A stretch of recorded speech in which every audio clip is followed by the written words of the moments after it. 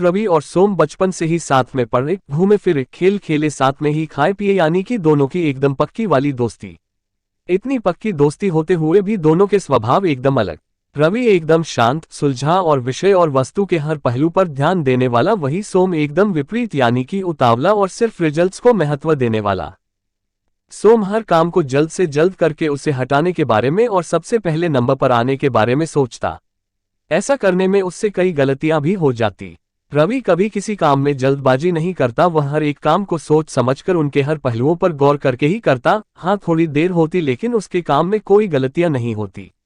एक बार दोनों दोस्त लंबी दूरी से घर को लौट रहे थे, तब सोम ने कहा कि वो रवि से ज्यादा तेज दौड़ता है। इस बात से रवि सहमत नहीं था, क्योंकि दौड़ने में तो वो भी काफी तेज था। ये बहस एक शर्त में बदल गई।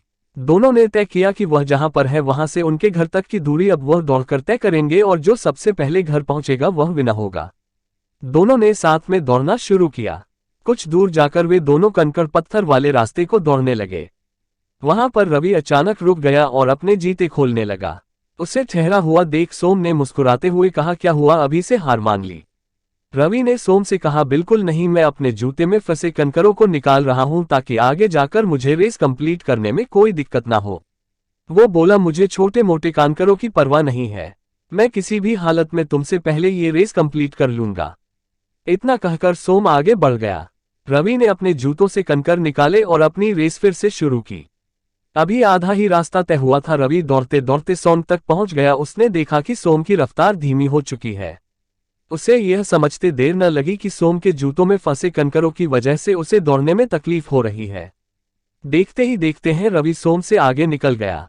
लेकिन तभी रवि को पीछे से सोम की आवाज सुनाई दी, जो उसे मदद के लिए बुला रहा था। रवि तुरंत पीछे मुड़ा और अपने दोस्त की मदद करने के लिए उसके पास पहुंच गया। वहां जाकर रवि ने देखा कि सोम के पैरों से खून निकल रहा था और ये उन्हीं छोटे छोटे कंकरों की वजह से हुआ था जो उसके जूते में फंस चुके थे और उसने निकाले नहीं थे। रवि ने अपने दोस्त के पैरों से वह कंकर निकाले और उसको सहारा देकर घर ले गया और उसे दवाई लगाई। सुनकर काफी ज्यादा घायल हो गया था, इसलिए उसे ठीक होने में काफी लंबा समय लगा। सोम को इस बात का हमेशा सोच रहा, उसने सिर्फ मंजिल पर ध्यान दिया और बाकी चीजों को इग्नोर किया। दोस्तों, दुनिया में दो तरह की सोच रखने वाले लोग होते हैं। एक वह जो मंजिल को ज्यादा महत्व देते हैं और सफर पर ध्यान नहीं देते। दूसरे वह जिन्हें सफर में भी उतनी ही दिलचस्पी होती है, वह सफर को भी उतना ही एंजॉय करते हैं जितना कि मंजिल को। और ऐसे लोग जानते हैं कि मंजिल तक पहुंचने के लिए सफर में कई सारी चीजों पर ध्यान देना पड़ता है और आखिर में वही सही सलामत अपनी मंजिल पर पहुंचकर उसका आनंद मना पाते हैं। दोस्तों, एक कहानी हमने बहुत ही महत्वपूर्ण बात सिखाती है। हमें अपनी मंजिल पर जरूर